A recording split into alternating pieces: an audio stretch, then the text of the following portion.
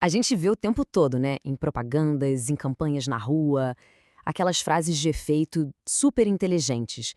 Mas será que a gente já parou para pensar em como elas funcionam de verdade? Qual é o mecanismo por trás do poder que elas têm? Bom, hoje a gente vai desvendar um desses segredos. Dá uma olhada neste cartaz aqui, de uma campanha de segurança no trânsito. A frase principal é bem direta. No trânsito, sua vida tem preferência. Soa bom, né? É uma frase forte. Mas por quê? Tem alguma coisa a mais acontecendo aqui? Uma camada extra de significado que o nosso cérebro pesca quase que na hora. Então, fica a pergunta: qual é o segredo que torna essa frase tão simples e, ao mesmo tempo, tão poderosa?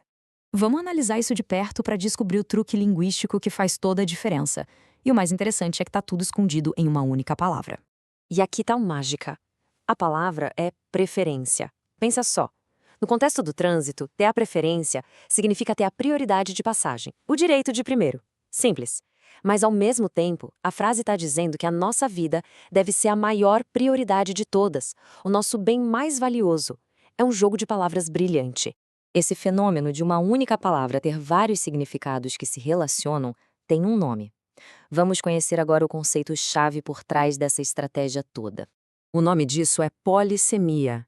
É exatamente o que acontece quando uma palavra, como preferência, abre um leque de sentidos que se conectam. E isso não é algo raro na nossa língua, não. Na verdade, é uma das coisas que torna o português tão rico e flexível. E olha, a polissemia está em todo lugar. Pega, por exemplo, a palavra língua. Pode ser o órgão que a gente tem na boca, pode ser um sistema de comunicação, tipo a língua portuguesa, ou até o estilo de um escritor. Uma palavra só com pelo menos 8 significados diferentes. Isso aqui mostra perfeitamente a polissemia em ação. Certo, mas como a gente organiza esses múltiplos significados na cabeça? Basicamente, eles se dividem em duas categorias principais, que a gente vai detalhar agora mesmo. Então, de um lado, a gente tem a denotação. Esse é o significado literal, sabe? Aquele que a gente encontra lá no dicionário, bem objetivo. Do outro lado, tem a conotação.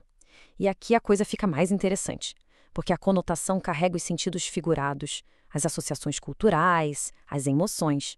Um jeito fácil de lembrar: denotação é de dicionário e conotação vem de contexto e cultura.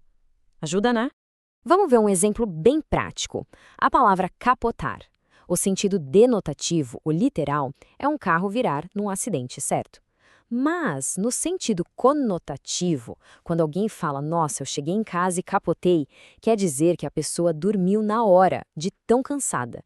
O sentido muda totalmente dependendo do contexto. Ok, mas tem uma linha bem fina aqui. Nem todo duplo sentido é um jogo de palavras inteligente. Às vezes é só confuso mesmo. Vamos ver qual é a diferença. Olha só essa frase. Ele sentou na cadeira e quebrou o braço. Parece simples, né? Mas ela esconde um probleminha. A pergunta que fica no ar é: o que quebrou afinal? Foi o braço da pessoa ou o apoio de braço da cadeira? A palavra braço é polissêmica, claro, mas aqui o jeito que ela foi usada cria um problema de interpretação. Então, o ponto principal é este. Quando o contexto não ajuda a gente a entender qual dos sentidos foi usado, não temos uma polissemia bem aplicada. O que a gente tem é ambiguidade. E qual a diferença? A polissemia bem usada enriquece a mensagem. Já a ambiguidade só atrapalha a comunicação. Entender esses conceitos não é só um exercício de português, não. É uma habilidade super útil para o nosso dia a dia. Vamos ver um último exemplo para entender como isso se aplica na prática. Este aqui é um anúncio da Fundação SOS Mata Atlântica. A gente vê árvores secas em cima de uma torneira. E a frase diz: vai lavar as mãos para o abandono da Mata Atlântica? Aproveita enquanto tem água. De novo, um jogo de palavras muito bem pensado. A expressão lavar as mãos é a grande chave aqui. O sentido denotativo é o ato literal, de higiene, que usa água. Mas o sentido conotativo é aquela famosa expressão que significa se livrar da responsabilidade, abandonar uma causa. O anúncio usa os dois sentidos de uma forma genial, para nos provocar, para nos dizer para não abandonar a floresta. E é por isso que isso tudo é tão importante. Quando a gente entende a diferença entre denotação e conotação e o uso da polissemia, a gente começa a decodificar as mensagens ao nosso redor de um jeito muito mais crítico. E claro, a gente também aprende a usar nossa própria linguagem de uma forma mais criativa e com mais impacto. Então, fica a reflexão.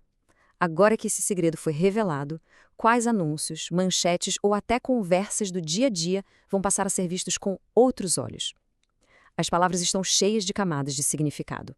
É só a gente saber onde procurar.